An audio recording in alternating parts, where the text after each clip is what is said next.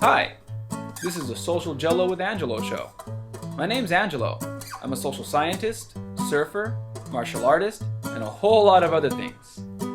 Coming to you live from Kasai City, Japan, the Social Jello with Angelo show. Welcome to another episode of Social Jello with Angelo podcast. Today we are here with Dwight Woods of the Jeet Kune Do Dialogues. Did I say that right, Dwight? Yes, you did. Nice. I don't have a 100% success rate on that, but I'm glad I did today. And also we're here with Pat Griffith. That works right? Yes, 2 for 2. 2 for 2. All right. What a record. So, as you see, both Pat and Dwight have backgrounds in this style called Jeet Kune Do. I know, I'm acting like this is something you shouldn't know or don't know, but here's the whole deal. This younger generation doesn't know. They don't know. I was just talking to, and I'm not a Jeet Kune Do guy. I'll say that right off the bat. I'm not a Jeet Kune Do guy. Big fan of Jeet Kune Do. And I'm a Kajikemo guy and also a Jiu-Jitsu guy. And an MMA coach. But I have always been a fan of Jeet Kune Do. And I've noticed, though, this younger generation, just talking to a friend of mine who he's a martial arts instructor, turns around to his kid and starts talking about Bruce Lee. And the kid said, and I say kid, the 24-year-old said, he's a young man, you mean the guy from those old movies? So it kind of brought to me this idea that some of the younger generation, they have no clue who Bruce Lee is. And if they do come across him, they kind of see him as an actor. Unless they jump on the internet and do a deep research, which I always put out there. So then the question is Jeet Kune Do a Hollywood art? Is it a Hollywood art? And what does that mean? Kind of a loaded question. I'll have more loaded questions as we go along. I'm going to grab this and hand it over to Dwight. And then after Dwight's done, we're going to talk to Pat and see what they think about this. Dwight? Yes and no. All right. So, because the world at large first heard of Bruce Lee as the Green Hornet's sidekick, Kato. So literally, he came into the popular knowledge in a Hollywood setting. All right. Then he went off to Hong Kong and started to make a name for himself there. And then Hollywood realized, oh, maybe we made a mistake. Maybe we should have put him in the thing that became Kung Fu with David Carradine. So they called him and they said, hey, Raymond Chow, can we get your boy Bruce and do a Hollywood co-production? Which was what? Enter the Dragon, which is probably his best known film of all time. So yeah, there's definitely a ton of Hollywood connection to Bruce Lee and Jeet Kune Do. You guys are probably familiar with the name Jeff Imada, right? Aren't you? You know who Jeff Imada is? I don't. You don't. I'll be honest. Yeah, I don't know who Jeff Imada is. Okay. All right. So Jeff Imada is the guy behind Matt Damon for the Bourne series. Okay. And he's also the guy behind Denzel Washington for Book of Eli. That's only like this of what Jeff has done, which is like this, right? But I'm just talking about stuff with which you, Angela, would be immediately familiar. Well, Jeff has been Dan Inosanto's student for 50 years, I think, right? Jeff is one of the top stunt coordinators in Hollywood, but it's not just there. Jeff is now an old man compared to people like Chad Stahelski. You know who that is? I don't know. Pat, you tell him who Chad Stahelski is. That's the person I'll say I don't know who Chad is. Okay. That's two. Okay. Are you guys familiar with a little known series of films called John Wick?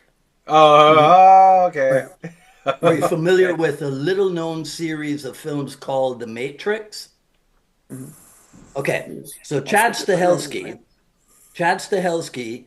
was also an Inosanto student. Okay. Chad started, I think Chad started in the early 90s, if I remember correctly. And Chad was he finished up The Crow after Brandon Lee passed away. Chad Stahelski did the body doubling stuff Right. for Okay. Brandon Lee. Then he became I'm omitting some stuff, but then he became Keanu Reeves's stunt double for The Matrix. So he spent 2 years in Australia shooting the Matrix stuff. And that's how they started collaborating. And that's where John Wick came about.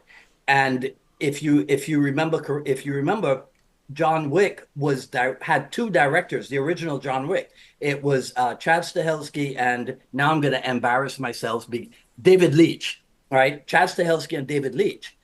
David Leitch is now, who is also an Inosanto guy, right? David Leitch is now the guy for Deadpool. Oh, okay.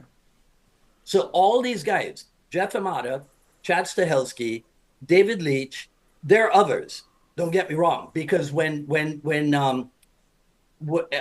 Jonathan Eusebio, who is we could almost call Jonathan a protege of Chad Stahelski. So look at the lineage, right? So you have Bruce Lee, you have Dan Inosanto, you have Jeff Amata, you have Chad Stahelski, you have Jonathan Eusebio. Jonathan Eusebio is the guy behind Jeremy Renner in the stuff that Renner did for the Bourne series. Right. Mm-hmm. And it just goes on and on and on and on. So is Jeet Kune Do a Hollywood? You better believe your butt. Jeet Kune Do is firmly ensconced in Hollywood, without a doubt. Should we talk about Jerry Poteet, who trained Jason Scott Lee for Dragon, the Bruce Lee story? Do we want to go there? I mean, right? You know, we can go on and on and on. Yeah. Oh yeah. Yeah. There's no two ways about it. Okay, I'm done. All right. That was, yeah. Okay. All right. So, Pat, same question. I was actually going to go on Dwight's coattails and say yes and no as well, depending who you talk to.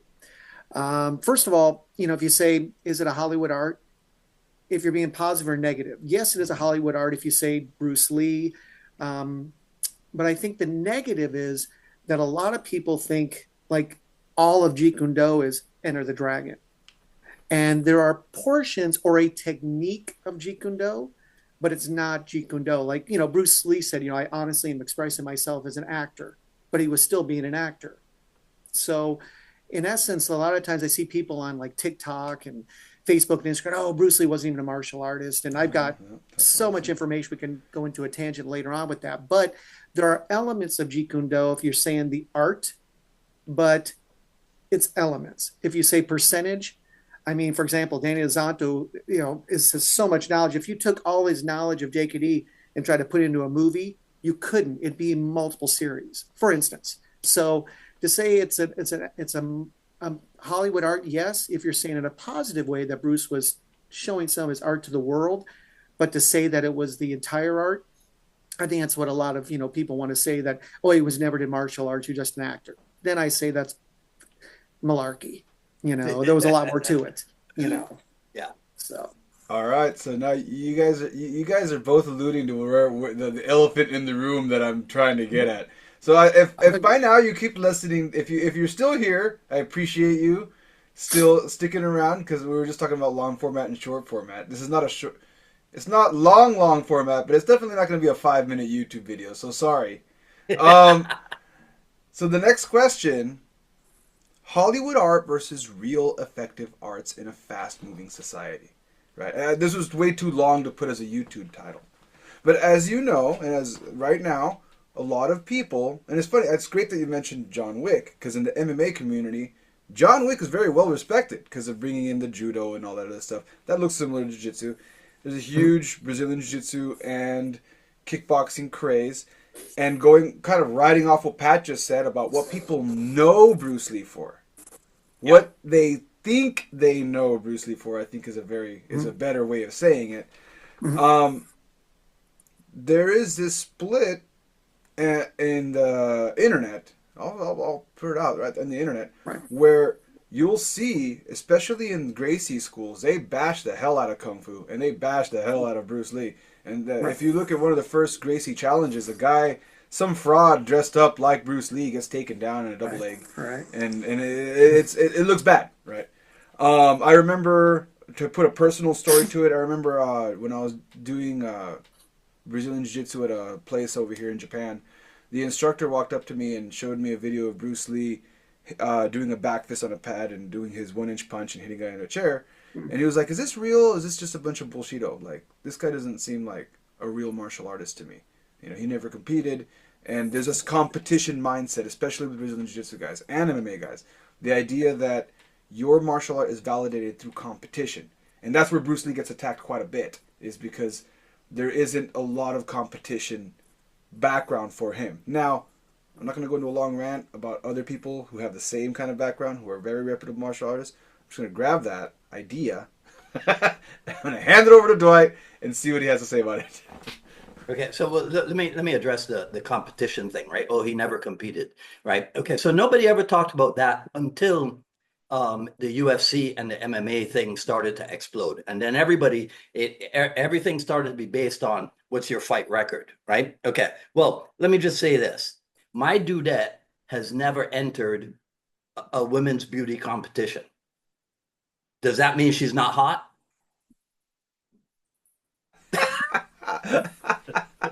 You have to send me a picture. No, I'm just kidding. Right. Don't. I don't want to get in trouble, my wife. Right. Okay. Right. So that thing about, oh, he never competed. Yeah. Okay. So what?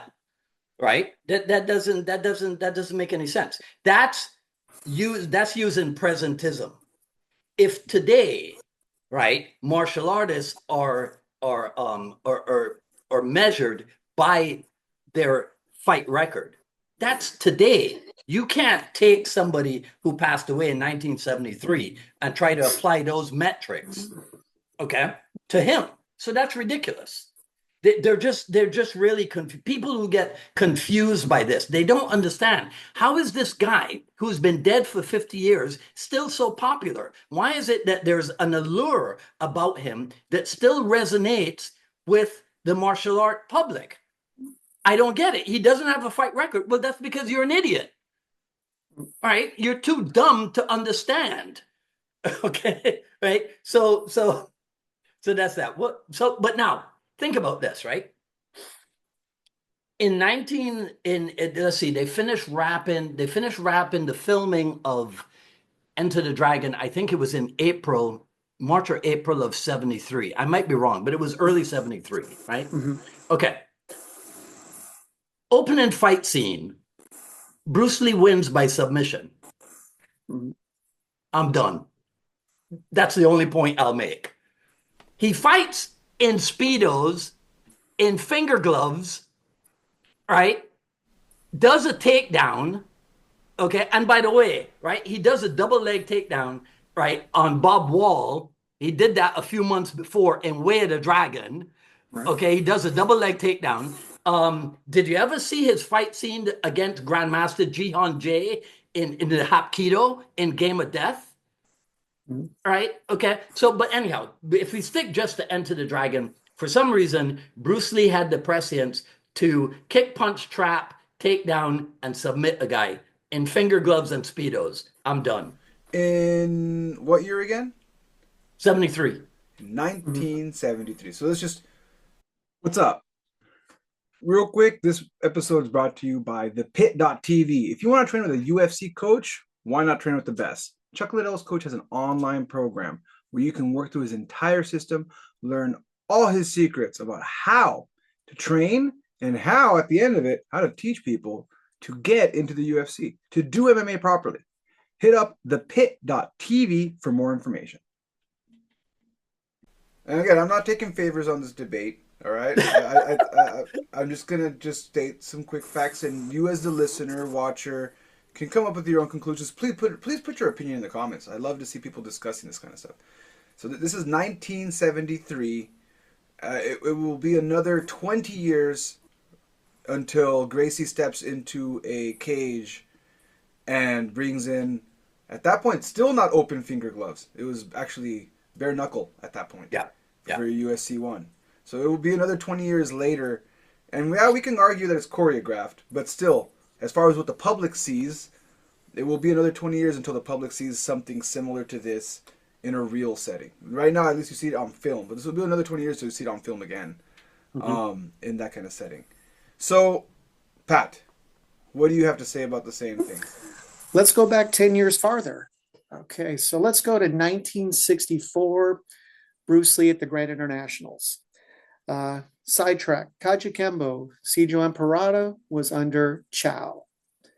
Ed Parker was under Chow. Ed Parker was the father of American Kempo. Okay, so he thought so highly of Bruce, they had him be basically one of the main people at the Internationals in 64.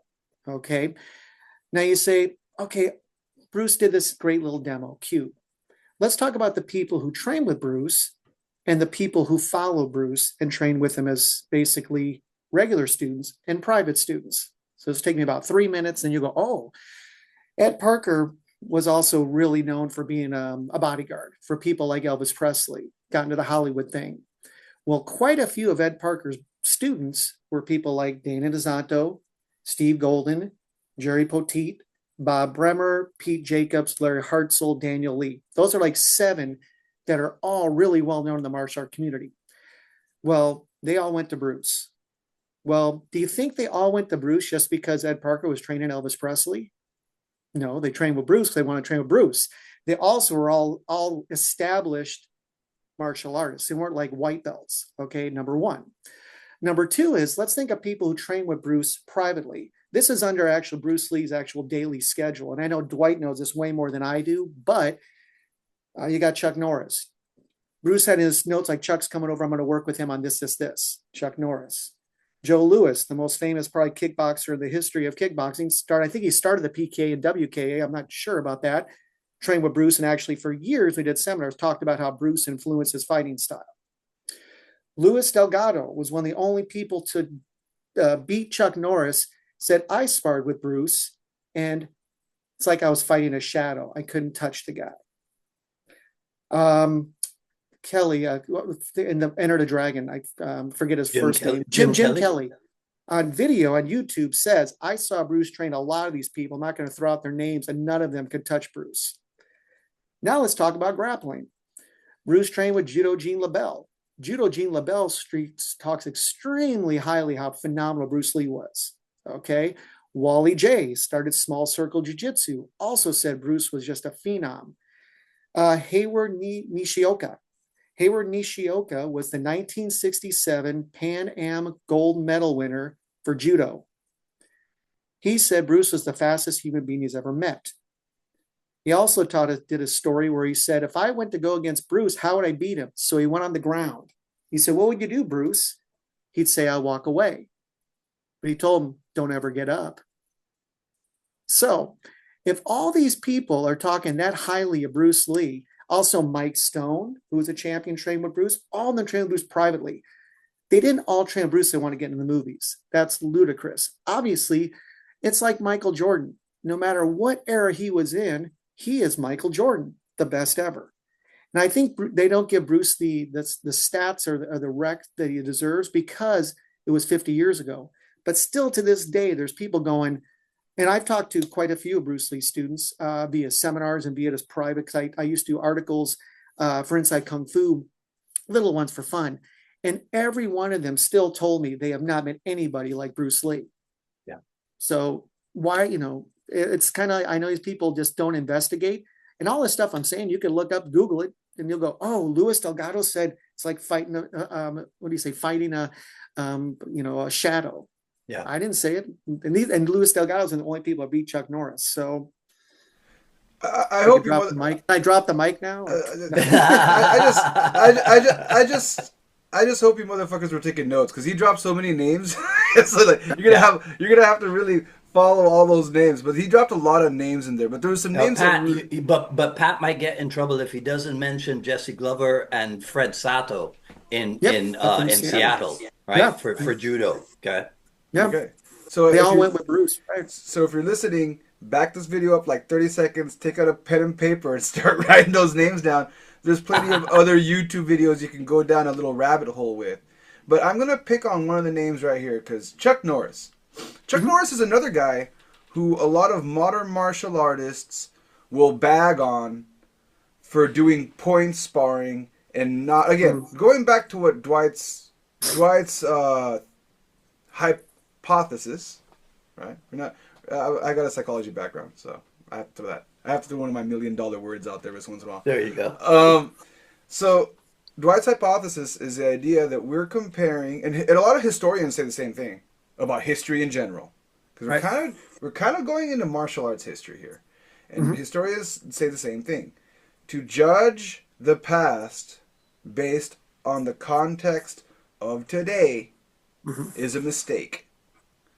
To look at something in the past, no matter what. Right now we're looking at martial arts, but I can say the same thing about politics. I can say the same thing about socioeconomics. I can say things about a lot of other topics.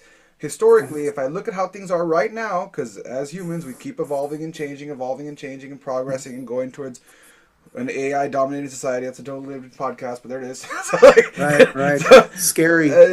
But as we keep going in this direction, we tend to look at things in the past and judge them by how things are right now. Yes. Right. And that's kind of the hypothesis that Dwight is throwing out there. Kind of what you're kind of throwing out there as well, Pat. You're like, well, this is how things were back then, and it's kind of unfair to now that UFC is a thing, now that MMA is a thing, now that we have all these people with fight records. It's kind of unfair because these people are the ones who laid all that groundwork for all this stuff that you're seeing happening right now. Now, going back to Chuck Norris, real quick. I'm sure Dwight knows this. What is the Brazilian Jiu-Jitsu Chuck Norris connection, Dwight? Do you know? Carlos Machado. Yeah, I'll say the Machado brothers, right? Yeah, Carlos Machado. Yeah. Yeah. So I read Chuck Norris's book recently, and I was objective. There's some parts in there that the modern reader might be like, oh, I don't know, Chuck. But one thing that's undeniable is that he was one of the first people to go to Brazil. One of the first karate guys to go to Brazil, see what was going on down there, train with Helio, with the Gracies, and say, there's something here. And Chuck Norris talks about working extensively with Bruce Lee and how, because of the work with Bruce Lee, it kind of opened his eyes and his mind to start training and mixing other arts together. And you mentioned some Kempo guys. Chuck Norris started working with Kempo guys, Kempo guys. You mentioned people who beat Chuck Norris. But this whole thing is all connected. It's all connected. So now, which brings us to the other elephant in the room. Why is it that people don't associate grappling with Jeet Kune Do, and they associate it so much with Kung Fu? And there's like this disconnection now with nowadays always people looking at, even though you just mentioned everything you did, why do you think people, when they see Bruce Lee, they think A, fake martial artist, B, didn't really fight, C, Kung Fu, can't grapple? Why do you think people think that way? And I'll hand this loaded question over to Dwight. Well, then it goes back to something I said earlier. They didn't see his performance in Game of Death. They didn't see his performance in Enter the Dragon. If they did, they'd go, oh, okay, this guy understands grappling at least well enough to make it cinematically appealing. Right? Now, you don't do that by having zero knowledge. You got to have some kind of knowledge. Okay. But when it comes to Jeet Kune Do and grappling, Pat, I'm sure will back me up on this. The synonymous term is Larry Hartsell. Okay. Right. The Jeet Kune Do's premier grappler. So again, it's the level of knowledge and or information that the individual possesses. If they're a low information person, then they'll have no idea that Larry Hartsell, the name Larry Hartsell won't even mean anything to them. You see what I'm saying, right? They won't know about Larry's two books, Enter into Trap into Grappling, volumes 1 and volume 2, right? And then before he died, he put out another 2 books, not under the Unique Publications umbrella. I forget. I think they were self-published, but then he did 2 other books, and he's got video series, and there's a Jeet Kune Do Grappling Association that he founded, which lives on today through Tim Becker of the Inosanto Academy and other people, Mick Shore in Ireland and these guys. So if it's a low information person you're dealing with, then they're not going to have any idea. But for somebody to think that Jeet Kune Do has nothing to do or little to do with grappling, they'd be really, really mistaken. They'd be sorely mistaken. And that's just the Hartzell angle. Should we talk about Eric Paulson? Because right? I was going to say that next. Okay, because if we talk about Eric Paulson, right, then we got to talk about Greg Nelson. And then if we start talking about these guys, and if we start going down the list, right, of jiu-jitsu people who are also Inosanto related, right, then we have to look at people like Chris Outer. We have to look at people like oh shoot, I'm gonna forget his name. Hal Faulkner. Okay. We'd have to look at. Do you guys know who Frank Cucci is? The form, right? Okay. Huge, Frank is a Pedro Sauer, right? He's a Pedro Sauer black belt, right? Alan Baker, another Pedro Sauer black belt. All these guys are Inosanto students as well. So so there is that, there's this long line that connects Bruce Lee, grappling, Jeet Kune Do, and jiu-jitsu through all these people. I'm not going to discuss, because that's not the purpose of this podcast, to discuss the level or whatever. I'm just saying there is a connection. Pat? A couple of things I like to add to that too. You have to think of, okay, you're talking about people who watch YouTube and people who, I did some Taekwondo and I did some boxing, now I do JKD, because they think that if I do multiple arts, I'm expressing myself, so I'm doing JKD. It's cute, but not real. It is cute. Let's go into modern UFC. Okay. You just talked about Eric Paulson. Eric Paulson taught Cub Swanson, Brock Lesnar, Josh Barnett. Two of those three are UFC, or you were UFC champions. Then if you talk about reality-based martial arts, I think of three. I get traditional martial arts, reality-based, and MMA.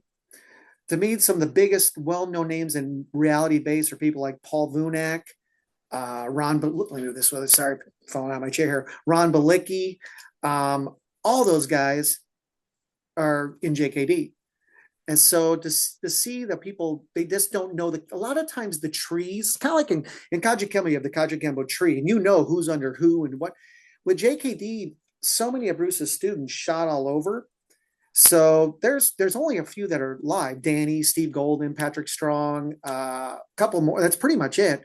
But they don't know that these guys taught, like, if you look at Danny, the people he taught went into like the UFC. I can name a few more guys that are in JKD that don't say it on TV, which I wish they did, kind of, to give some of the instructors like Danny or any of the other instructors prior their props. And also I think they just, because of marketing, they just maybe don't do it. I don't know the reason why, but when people say, oh, JKD doesn't do grappling, well, I just named Eric Paulson. Josh Barnett's known as a catchy can wrestler.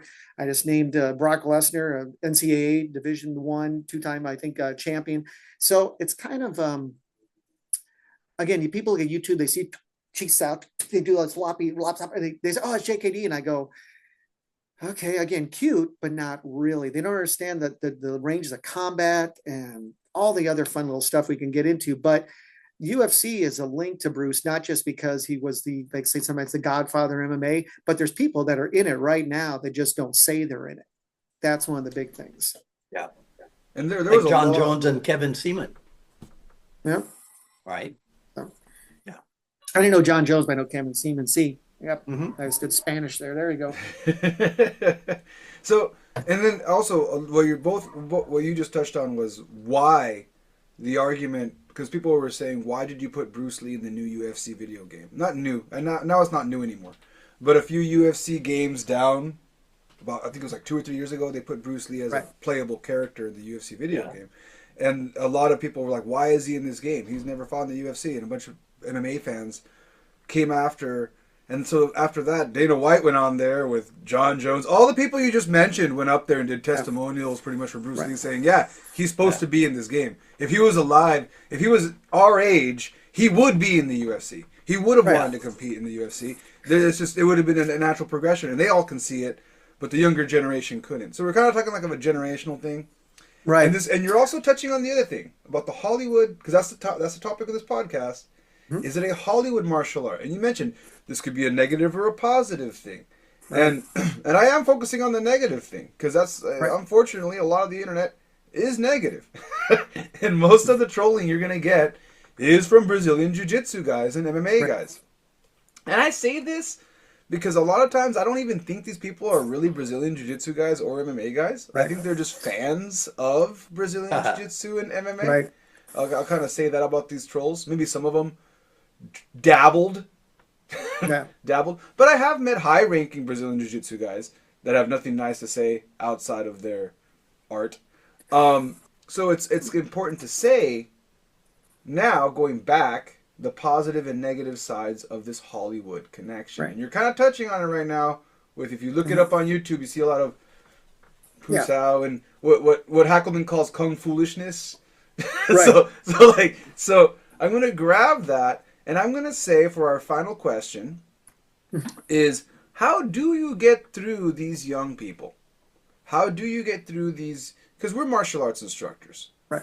How do you kind of deconstruct that for these young lions to figure out how that is connected to what's happening now?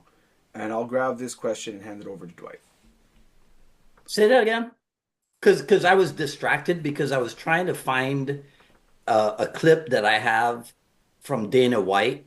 Oh, okay. Where he's talking about where he has a Bruce Lee quote on the wall in his office, and I think he says something like, "This is what he repeats to himself every day." So I was trying to find it on my computer, but it's on the other computer. So I'm sorry, No, I was no problem. distracted. No, right? no worries. So how do you, with this younger generation coming in, as I said, we're all martial arts instructors here. When you start teaching people, I'm not a Jeet Kune Do instructor. I said that earlier, but I'm a big fan of Jeet Kune Do, and when I teach martial arts, I don't teach it I don't take a stylistic approach to this. Mm-hmm. But for you guys, how do you deconstruct this to the young person who's learning martial arts, who has all this YouTube knowledge and doesn't understand the history? How do you make all this practical for this young person? Well, making it practical has nothing to do with Bruce Lee. You see, because I want to meet these people at the point that they are at. I'm not going to try to, you get what I'm saying? So I'm going to enter into the conversation that they're already having in their head. And if it has nothing to do with Bruce Lee, then I'm not going to go, no. You got to start, no. There's no way. And there's no need for that, because Bruce Lee himself said, and I'm paraphrasing greatly here, right? Don't get caught up on even me. You know what I mean? So if people who think that they are beholden to constantly and consistently showing their connection to Bruce Lee, that somehow, right? Somehow that improves their stature. They don't get it.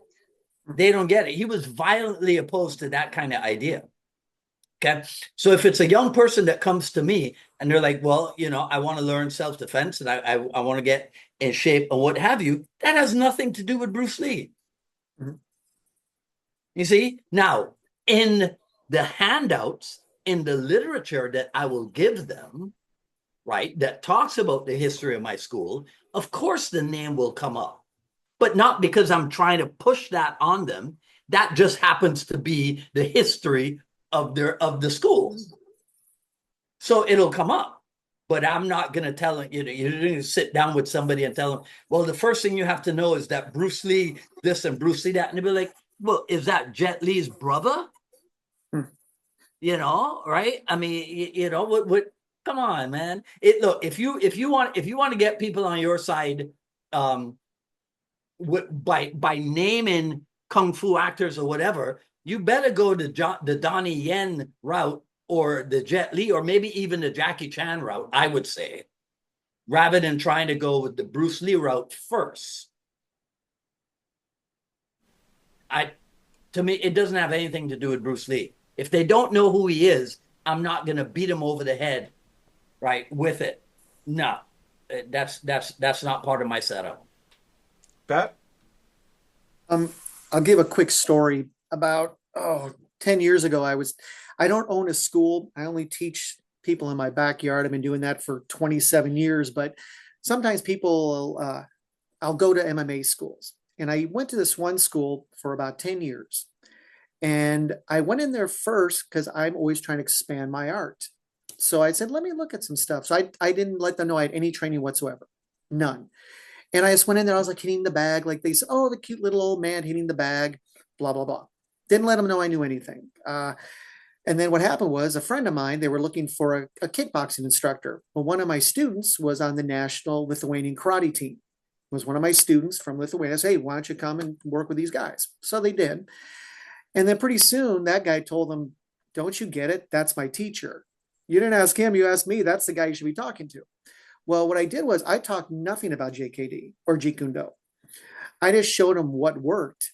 And then also I talk about their game plan. Yeah, my coach says I need to fake. My coach says I need to close the distance. And pretty soon they had their game plan. And I had all these guys that were doing pretty well. And I was just helping out. I wasn't their coach or anything. But then one day I just said, you're doing 5 ways of attack. They go, what's that? Well, you talk about, and I won't get into all the details of 5 ways of attack, because if you don't know Jeet Kune Do, I could be speaking in Chinese right now. But they had their game plan. I said, all your MMA has to have a good game plan. If not, you can be really talented. If you have no game plan, you're going to be in trouble. So much of MMA has the 5 ways of attack that Bruce constructed to start kind of a foundation for Jeet Kune Do. And then they said, what do you mean? And then I started explaining, you do this. And pretty soon I'm 30 years older than these guys and I'm beating them playing around where we're sparring. I'm not really in the ring. Like, how's this old fart beating me? Because I had my game plan. And I talked about distance, deception, timing, closing the gap, all these different things they were talking about, but how to apply them in a technical way. That's what Jeet Kune Do is. It is a very conceptual, but also a very intellectual way to win, to score the point, to survive on the street. And that's the thing. I got so many young guys who were like, man, how'd you learn this stuff? Well, I'm a beginner. I've only been doing Jeet Kune Do for 31 years. I'm a total beginner. And also intellectually. Because when you talk to people like Dana Zanto or Steve Gold have been doing it for 60, 70 years, and you go, whoa, they'll throw stuff out, and I just go, I never even thought of that. That's where these young guys, they're only using their physical, and I'm trying to get them to use their melon. And that's what all the difference between me and you and the top fighters in the world is not usually physical. It's the mental.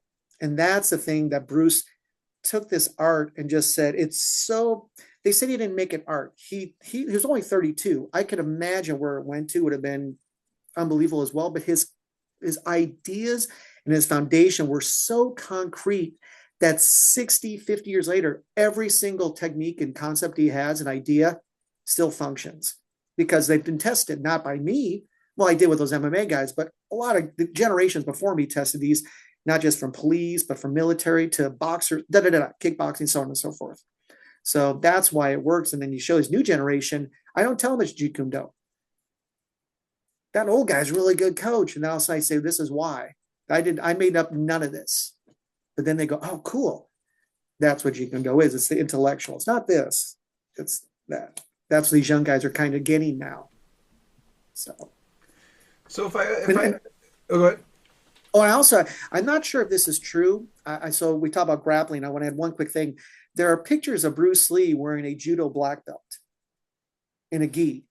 Yeah. I don't want to say that's true, but I don't think Bruce would goof around and put a black belt on in a gi in a picture. So I'm pretty sure I've seen, like, Bruce had some really good throws. I don't think that he would disrespect another art by wearing a black belt, like, hey, look, let me take a picture. I think he had that and he just didn't publicize it. That's just my personal opinion. So, Do you know anything about that, Dwight? Yeah. Yeah. What? Can you elaborate in 5 minutes? Okay, now I wasn't there, right? I wasn't there, so I don't know. But because he helped out in the kids' class, right? They didn't have him wear a white belt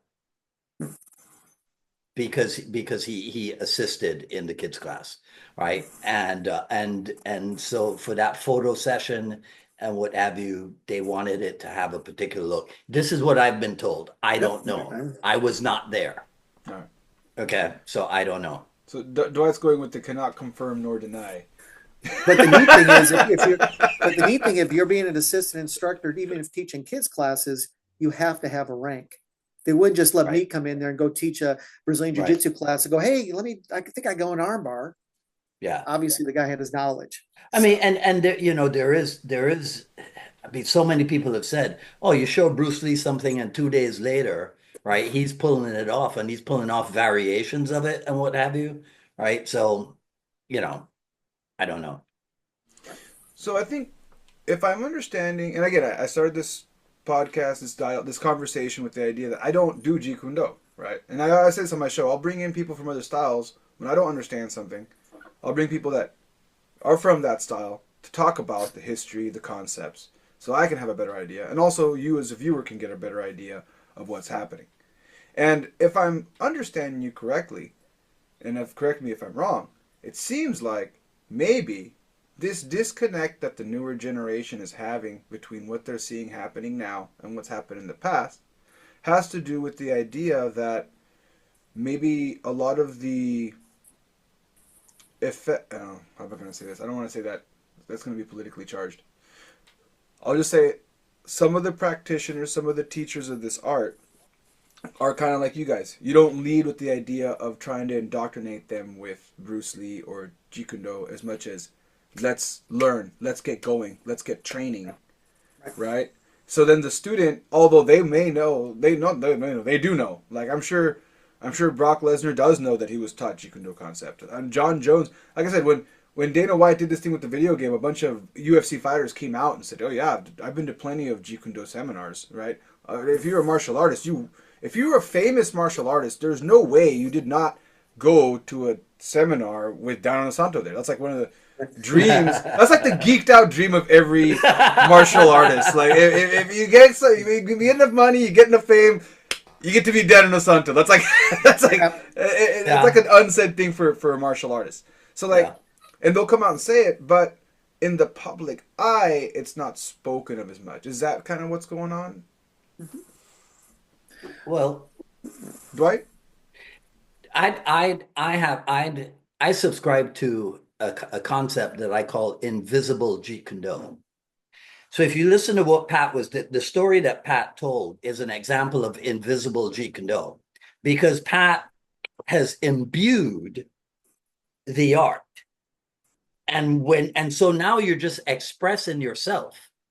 You're no longer doing Jeet Kune Do, right? Or showing Jeet Kune Do or practicing or training Jeet Kune Do. You're just being Jeet Kune Do. So it's invisible. You see? So now, is that a good thing? Is that a bad thing? I mean, it's a fair... maybe it's not a good thing, because if it becomes invisible, how the heck can you promote it? Right? But that is the nature of the art. For Daniel Lee, Pat mentioned Daniel Lee back at the beginning. Daniel Lee's Jeet Kune Do disappeared into his Tai Chi practice. Steve Golden, his Jeet Kune Do disappeared into a thing that he call it Twin Dragons? I forget what right? Mm-hmm. Yeah. Yep. Okay. Mm-hmm. Right. Inosano's Jeet Kune Do disappeared into this array of different arts that he's known for, right? That he had an interest in, because you're not supposed to be caught up in it. And Bruce Lee said it's just a name, right? So now where I reinterpret. Bruce Lee said, "Don't fuss over the name." He didn't say, "Don't fuss over the art." I think the art is worth fussing over. The name, however, call it what you will, right? You know. So, what was the question again? No, that was that got it. That got it. Pat, Okay, good. Pat, do you remember the question, Pat? No, but I was going to add one thing off the subject. I'm not Mitch Powell, who's the Kaju Kembo historian, but you may want to ask him this. Bruce was known, as like Dwight said, he would see a system, see a technique, and he would in a day have it and get a step forward. There's rumor, and I don't know if he can find this out. I was told, I'm not going to say by who, through the grapevines. This makes it fun to end our conversation, that Bruce Lee actually worked out with Sijo Emperata. And that Emperor, now I don't know if this is true. This is just a rumor, but this is just a fun way to kind of get people interested. That Emperata said Bruce was very good. He was a hard worker and he was strong. Those are three things I've heard. And there's a lot of connection with Kaju Kembo Jeet Kune Do, more so now than probably ever. But if you even look at the old Game of Death, when it came out, there was a book that was made for that. And in one of the big things they had, they were on the Hollywood Walk of Fame when it first came out. And a big banner was up and it said Kaju Kembo, don't remember which section or method it was, but it was a big thing. Kaju Kembo was there at Bruce Lee's Game of Death. He had already been passed away for 5 years, of course. But that's a neat little tidbit. Maybe you can ask Mitch. He might know something about that, because I don't know if it's true. Somebody threw that out. And I remember Bruce Lee, I was 2 years old when Bruce Lee died. So a lot of this is I've been very fortunate to meet a lot of these people. Gosh, you're a baby. I know it's the camera makes me look older. But I've been fortunate to train with a lot of these people and to talk to a lot of these people. So and also for books and videos. Back in the day when the 80s was a guy had 1 million books and videos, but that's one I would love to find out myself if that's true. Yeah, have you ever spoken with Steve Muhammad, the former Steve Sanders? No, I know who he is, but I have not. No, I haven't. That'd be fun. I love all the history. Guy. That'd be a fun guy to talk to about Bruce Lee. Yeah. There's some fun. The thing is that this new generation, I'll say this too, they don't understand the history. This with Kaju Kembo, any art. The thing that scares me is with the new generation, I don't know if there's going to be as many lifers. I'm worried they're going to be kids, do some MMA, and then quit. Because they just don't know. Like I said, there's only a few of Bruce Lee's people left, for example. Yeah. All this knowledge that's still there, that's not being tapped into. And I go, man, I ran at it like it was a thing of gold. And I wish a lot of other people would do that as well. It's a generational thing, right? We were not raised on short clips. We are not the generation that was raised on the 5-second attention span.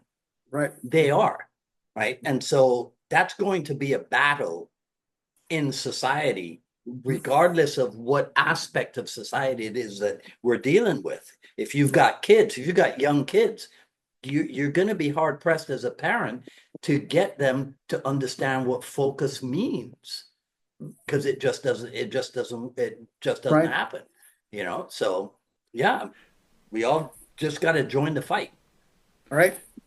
To reclaim the important things. It's funny you say about focus, because so for those of you that don't know, I as it says right up there, Kaji Kumbu Hyogo, Japan. I teach in Japan, and I teach in Japanese with a little bit of English, but mostly Japanese.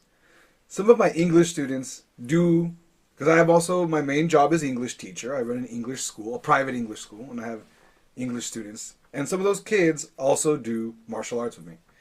And one of my students, I'm always telling him to focus. Focus. You need to focus. You need to focus. You need to focus.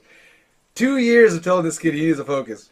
And then one day, and I told him that in martial arts class, and I told him that in English class. And then one day during English class, he says, What mean focus? And I'm like, whoops. It means to try hard. I went to a Japanese explanation of, Gambate, it means to try your, and I told him in Japanese, it means to try your best to try to pay attention and try your best at what's happening at that moment. That's what focus means. And I told him, like, in simple Japanese, he was like, oh, right. And in Japanese, like, oh, no, I get it now. Then I'm thinking, what did you think I meant for the last 2 years? Whoops. And that is my bad. As a teacher, that is my bad. that's my bad. Angelo, you're making me harken back to my Shotokan days. Would the word kime, is that how you pronounce it? Would the word kime come into what you're talking about? So the problem is, there are a lot of martial arts terms in Japanese that us martial artists know, but just as foreign as telling someone in English, do a ridge hand strike. Okay. I could be saying the right Japanese, but if I'm talking to someone who doesn't know what a ridge hand strike is, even in English, you're gonna look at me and be like, "What's that?" And the same stuff comes up. So like, I had to really simplify my because I'm like, "Oh, I know some Japanese. I can use some terms. I know some stuff. Like I know like Ryuken, which is like rising uppercut punch. I know these words, and then I'd get these lost looks, and I realized, oh, it's because these are like specific terms that I need to simplify even more for someone who doesn't know. So like, yeah, that's that's my quick focus rant. So for those of you that have been watching this podcast, right, in our wrap up, I really hope you walk away with a lot of names that you can look up, and a lot of unknown history. Hopefully you stuck around long enough. You didn't think we were bashing. I hope we didn't. I'm not trying to bash Brazil. I have a brown belt in Brazilian Jiu-Jitsu, and I coach Brazilian Jiu-Jitsu. I have nothing against styles. But I'm not a stylist. I will say that. I don't grab onto a style and say this is now my identity. This is something I do to express myself. But I'm not a Jeet Kune Do guy either. No. I'm going to say that. But I have been heavily inspired, as many martial artists from my generation, by Jeet Kune Do. And to separate that Hollywood aspect, whether this hurts or helps it, for what it is, it's spread all over the world, and there are giant statues of Bruce Lee all over the world. I can't say that about many other martial artists, but internationally, in different countries, you'll find giant statues of Bruce Lee for many reasons. Now, one thing I do want to add before we wrap up, for you Brazilian Jiu-Jitsu guys who might have stuck around to the last 5 minutes before the wrap-up, wow, good job. Good job getting past that 15-second attention span we talked about earlier. Yep. And what I want to say is Jeet Kune Do, Kempo, Kaji Kempo, these older styles held as Ed Parker. We can say what you want about Ed Parker as far as effectiveness, whether you think it works or it doesn't, whether you think it's Bushido, you don't think it's Bushido. Historically speaking, his system spread martial arts all over the United States, and his tournament circuit and seminar circuit, what became the platform. Now we have YouTube, but back then there was no YouTube. These platforms became the place for things like Brazilian Jiu-Jitsu, for things like MMA. They became the platform for what you're seeing today. And if you don't believe me, you have Google. Look it up. I want to thank Dwight Woods, Patrick Griffith, for coming out and talking about, is Jeet Kune Do a Hollywood art? And hopefully you walked away with some new knowledge. Wrap-up statements. Dwight, where can people find you on the internet? On Facebook at Dwight D. Woods, and on Instagram at Dwight D. Woods, jkdrebel.com, Jeet Kune Do Dialogues, and the I Love Jeet Kune Do broadcast on the YouTube. But just go to Facebook and you'll find everything. Dwight D. Woods. Pat, do you want people to find you, or do you prefer to hide? I've been hiding for 27 years in my backyard. I don't usually take students. I know it's terrible. Like I have nothing on the internet, anything about me. But if anybody needs anything, I mean, you can look me up. It's with my work, Chair Chi, and then last name Griffith, Griffith. But I just do it for enjoyment. I'm not. I've never made a penny in the martial arts, and I'm proud of that. pretty much. I mean, I make a couple bucks off the guys in the backyard, pay for like if they break something of mine, they buy me a new one. But that's pretty, so I'm not making big money. I just do it for enjoyment. So I just like to help people, just like with my work. So, but I'm glad to know that you're not averse to appearing on a podcast, Patrick. Hint, hint. Nope. Oh, I love to help out. I'm here to oh. support. I'm here to help. So whatever I can do to help everybody, because to me, Hint, you hint. guys are what's keeping the martial arts, like the connections, like with Kaji Kembo, all this stuff. And one for you guys, these are, to me, Jeet Kune Do and Kaji Kembo, for example, are family arts. And we need to keep those family arts alive, because those are really, a lot of times, the bread and butter of real, I hate saying knuckle dragging, but real combat. And I'm not saying other ones don't, but those are the family arts that keep it going. So. Yep. All right. Well, thanks again. One of these episodes, once a week, Social Jello with Angelo podcast. I'll catch y'all next time.